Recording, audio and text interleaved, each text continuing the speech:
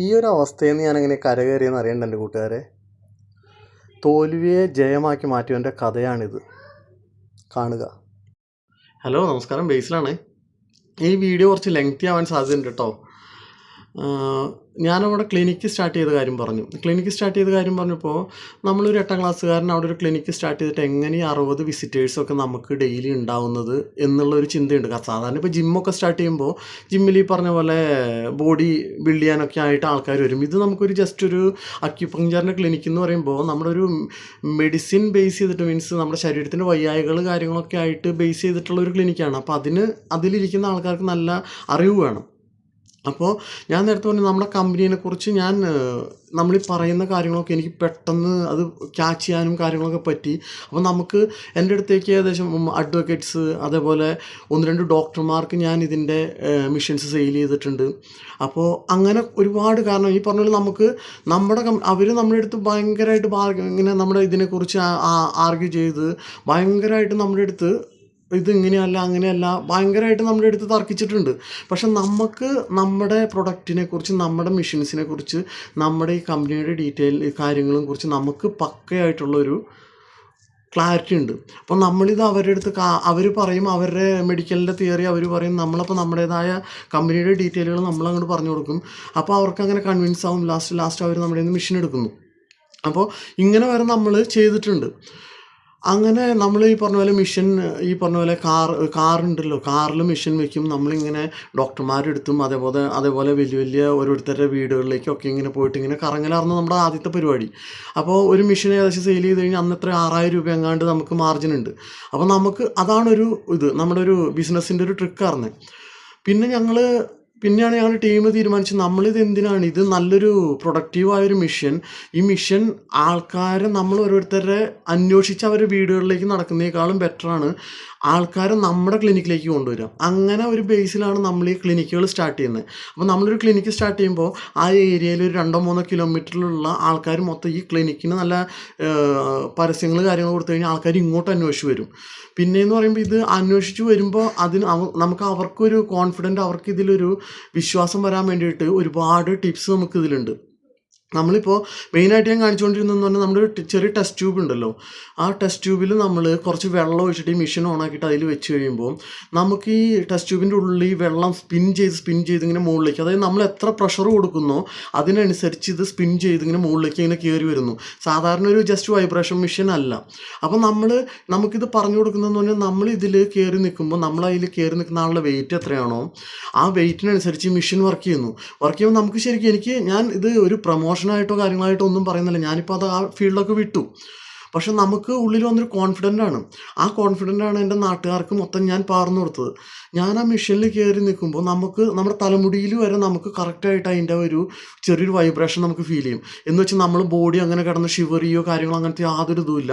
നമ്മുടെ ശരീരത്തിനുള്ള നമ്മൾ അതിൽ നിന്നിട്ട് ഒരു 5 മിനിറ്റ് അല്ലെങ്കിൽ 10 മിനിറ്റ് നിന്നിട്ട് നമ്മൾ താഴെ ഇറങ്ങിക്കഴിഞ്ഞ് കഴിയുമ്പോൾ നമ്മളൊരു ഫുള്ള് വെയ്റ്റ്ലെസ് ആയിട്ട് നമുക്ക് ഫീൽ ചെയ്യുന്നു. നമുക്ക് നന്നായിട്ട് വേർക്കും. നമ്മുടെ ഈ കാലിൻ്റെ മുട്ടിൻ്റെ താഴത്തേക്ക് നമുക്കിങ്ങനെ ചൊറിയുന്ന പോലത്തെ ഒരു ഫീലിംഗ് വരും നമ്മളിത് ചെയ്ത് കഴിഞ്ഞ് കഴിയുമ്പോൾ. കാരണം അത് പറയുന്ന പോലെ നമ്മുടെ ശരീരത്തിന് ഓരോ വെയിൻസിൻ്റെയും ഓരോ ഏരിയകളിലും നമ്മുടെ അടിഞ്ഞുകൂടിയിരിക്കുന്ന വേസ്റ്റും ടോക്സിക് ആയിട്ടുള്ള കാര്യങ്ങളൊക്കെ നമ്മൾ ബ്ലഡിൽ, ഈ പമ്പ് ചെയ്ത് പോകുന്ന ബ്ലഡിൽ ഇതെല്ലാം എന്നാ പറയുക, നമ്മുടെ ഇതിൽ മിക്സ് ചെയ്ത് നമ്മുടെ ശരീരത്തിൽ നിന്ന് ഇത് മൊത്തം നമ്മുടെ ടോക്സിൻ മൊത്തം പുറന്തള്ളുന്നു എന്നാണ് ഇതിൻ്റെ ഒരു തിയറി.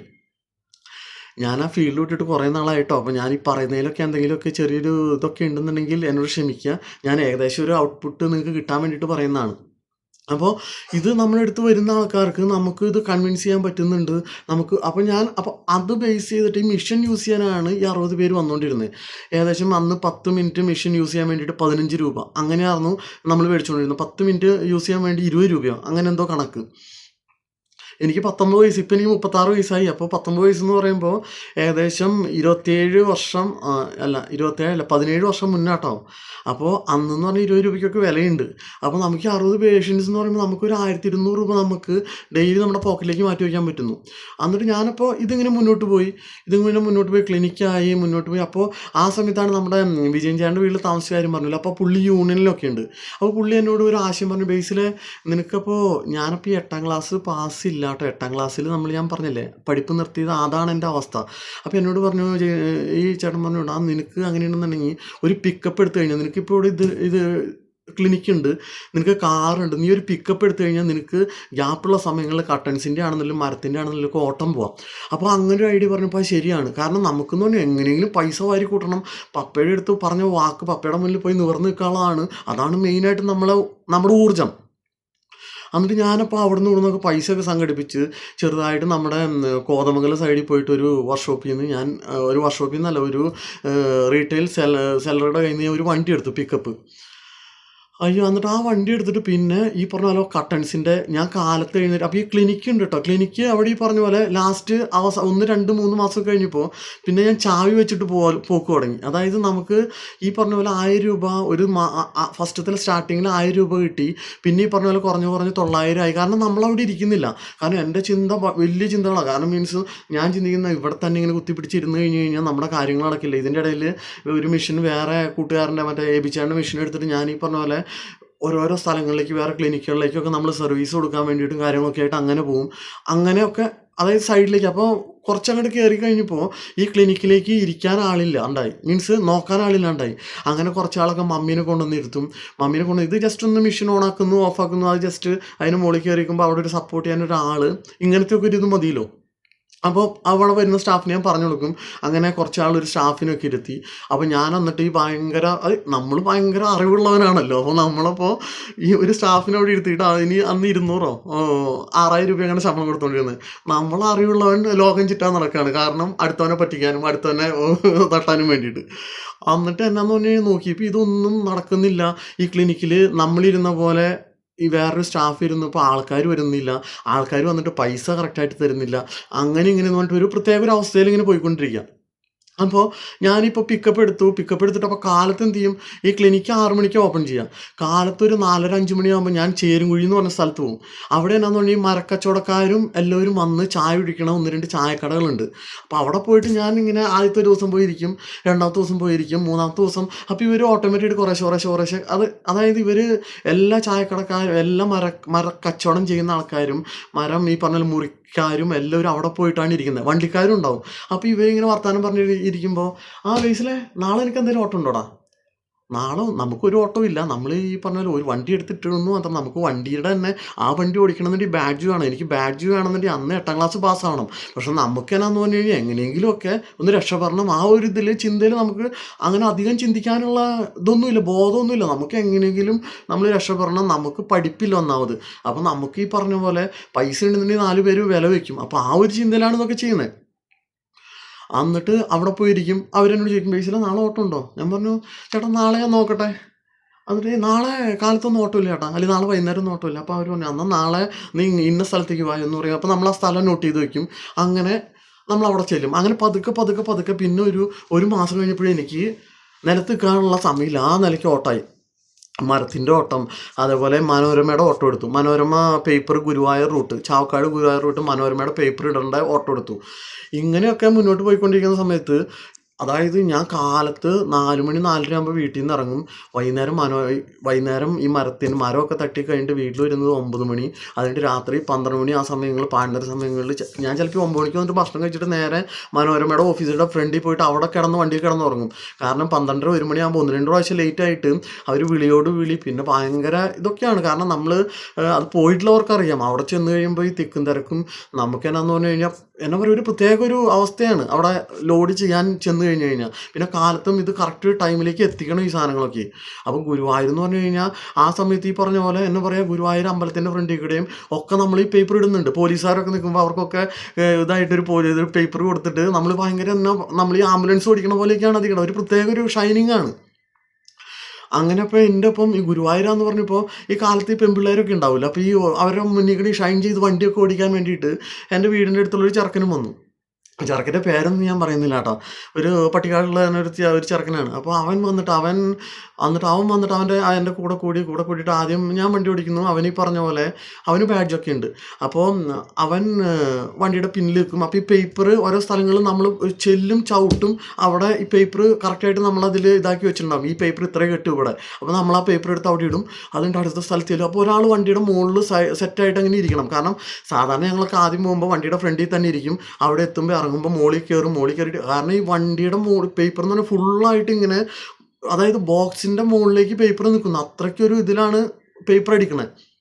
എന്നിട്ട് ഞങ്ങളിത് അങ്ങനെ കൊണ്ടുപോയി ഒരു 2-3 മാസം കഴിഞ്ഞപ്പോൾ എനിക്ക് റെസ്റ്റ് ഇല്ലാണ്ട് എനിക്ക് ഒരു പനിയോ എനിക്ക് മേല് വിറച്ചിലോ എനിക്ക് നിലത്തുനിന്ന് എഴുന്നേക്കാൻ പറ്റുന്നില്ല.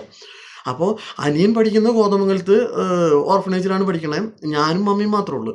അപ്പോൾ എനിക്കിങ്ങനെയാണെന്നുണ്ടെങ്കിൽ മനോരമയുടെ ഓട്ടം പോകാൻ ഞാൻ എന്തെങ്കിലും നിവർത്തിയുണ്ടെന്ന് ഞാൻ പോകും. കാരണം പുറത്തുനിന്ന് ഒരു ഡ്രൈവർ വിളിച്ചു കഴിഞ്ഞാൽ അവനന്ന് 500 രൂപയൊക്കെ കൂലി കൊടുക്കണം. അപ്പോൾ നമുക്ക് ഈ കിട്ടുന്ന ചിലപ്പോൾ 800 രൂപയാവും. ഇതൊക്കെ ഓടി കഴിഞ്ഞിട്ട് ചിലപ്പോൾ നമുക്ക് കിട്ടുന്നത് 800 രൂപയാവും. അപ്പോൾ ഞാനിപ്പോൾ പുറത്തുനിന്ന് വണ്ടി വിളിക്കണ്ട, നമ്മൾ മാക്സിമം ഞാൻ ഓടും. എന്നിട്ട് ഒരു ദിവസം 1-2 ദിവസം കഴിഞ്ഞപ്പോൾ എനിക്ക് തീരെ പറ്റാണ്ടായി. കാരണം ഈ പറഞ്ഞ പോലെ അപ്പോൾ ഞാനപ്പോൾ എൻ്റെ കൂടെ വരുന്ന ഈ ചങ്ങാതിനെ വിളിച്ചിട്ടുണ്ട്. നീ ഒന്ന് പോവോ, നീ സ്ഥിരം വരുന്നല്ലോ, നിനക്ക് അറിയാലോ, നീ ഒന്ന് അവിടെ പോയിട്ട് ഇങ്ങനെ കാര്യങ്ങൾ പേപ്പർ എടുത്തിട്ട് അവർ പറഞ്ഞു തരും. അപ്പോൾ അങ്ങനെ നീ ഒന്ന് അഡ്ജസ്റ്റ് ചെയ്യടാ, ഏതെങ്കിലും ഒരു കൂട്ടുകാരനെ വിളിച്ചിട്ട് ഒന്ന് അഡ്ജസ്റ്റ് ചെയ്യാൻ പറഞ്ഞിട്ട് ഇവൻ്റെ കയ്യിൽ വണ്ടി കൊടുത്തു വിട്ടു.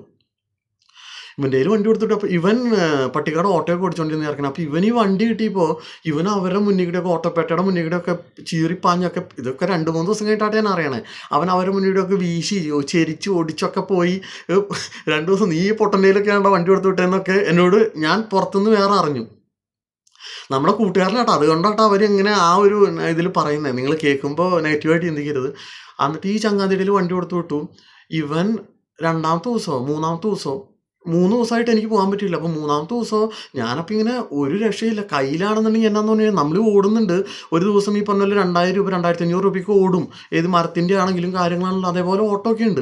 പെട്രോൾ കഴിഞ്ഞിട്ട് 2000-2200 രൂപ. അപ്പം ഞാനപ്പോൾ എന്ത് ചെയ്യും, ഈ പൈസ കയ്യിലിരുന്ന ചിലവാകുമെന്ന് വെച്ചിട്ട് ഞാൻ ഇതൊക്കെ ഓരോ കുറികളും കാര്യങ്ങളായിട്ടൊക്കെ ഇങ്ങനെ ഓരോ ചിട്ടികളായിട്ട്, അതായത് ലോക്കൽ ചിട്ടികൾ, നാട്ടിലിങ്ങനെ സംഘം പോലത്തെ ചിട്ടികളൊക്കെ ഉണ്ടല്ലോ, അതിലൊക്കെ ഞാൻ ചേർന്നിട്ട് എന്നാ പറയുക, പ്രത്യേകിച്ച് കാര്യമൊന്നും നമ്മൾ ചേർന്നിടും. എന്തെങ്കിലും ആവശ്യം വരുമ്പോൾ, എന്തെങ്കിലും പുതിയ ഐഡിയകൾ വരുമ്പോൾ അതൊരു കുറി വിളിക്കും, അത് അങ്ങോട്ട് വയ്ക്കും. അവിടെ ചിലവായി കിടക്കണം, ഇവിടെ ചിലവായി കിടക്കണം. മൊത്തം ഇങ്ങനെ ഒരു പ്രത്യേക ഒരു അവസ്ഥയിൽ റോളിങ്ങിലാണ് നിൽക്കണത്. ആകെയുള്ളൊരു സമ്മാനം എന്ന് പറഞ്ഞാൽ ഈ വണ്ടി ഓടിക്കഴിഞ്ഞ് കഴിയുമ്പോൾ നമുക്ക് ഈ പൈസ കിട്ടുന്നുണ്ട്. അതാണ് നമ്മളൊരിത്. അപ്പം നമുക്കിത് ചിന്തിക്കാനുള്ള ബോധം വന്നില്ല. കാരണം നമുക്കൊന്ന് പറഞ്ഞു തരാനും ആരുമില്ല. കാരണം നമുക്ക് പറഞ്ഞു തരാൻ ആൾക്കാരുണ്ട്, നമ്മുടെ ബന്ധുക്കാരൊക്കെ പറഞ്ഞു തരുന്നുണ്ട് ഓരോ കാര്യങ്ങൾ, മോനെ അങ്ങനെ ഇങ്ങനെയെന്ന് പറഞ്ഞു. പക്ഷെ നമ്മുടെ മൈൻഡിൽ എന്നാ, ഞാൻ രക്ഷപ്പെടുന്ന ഇവർക്കൊന്നും കണ്ണി പിടിക്കുന്നില്ല. അതായത് നമുക്ക് ഇപ്പം ഞാൻ എൻ്റെ കൂട്ടുകാരോട് പറയുന്നു, ഇപ്പം നിങ്ങളോട് നിങ്ങളുടെ മാതാപിതാക്കൾ അല്ലെങ്കിൽ നിങ്ങളുടെ ബന്ധുക്കാർ പറഞ്ഞു തരുന്നു, മോനെ നീ അത് ചെയ്യരുത്, നമുക്ക് ഓട്ടോമാറ്റിക്കായിട്ട് നമ്മുടെ മൈൻഡിൽ വരുന്നത് ഞാൻ രക്ഷപ്പെടും എന്ന് വിചാരിച്ചിട്ട് പറയുന്നതാണ്. ഞാൻ രക്ഷപ്പെടുന്നവർക്ക് ഇഷ്ടപ്പെടാത്തതുകൊണ്ട് പറയുന്നതാണ്. എൻ്റെ പൊന്നുമക്കളെ, വയസ്സായ ആൾക്കാർ, കാർന്നോക്കന്മാർ, എക്സ്പീരിയൻസ് ഉള്ളവർ എന്തെങ്കിലും കാര്യങ്ങൾ പറഞ്ഞു തരുമ്പോൾ അത് നിങ്ങളുടെ ഇഷ്ടത്തിന് നിങ്ങൾ ചെയ്തോ, പക്ഷേ അതിൽ ചെറിയൊരു ചിന്തയെങ്കിലും, അവരുടെ വാക്കിന് ചെറിയൊരു വിലയെങ്കിലും കൊടുക്കണം. കാരണം അതിന് ഒരു അനുഭവമാണ് ഈ ചേട്ടൻ്റെ.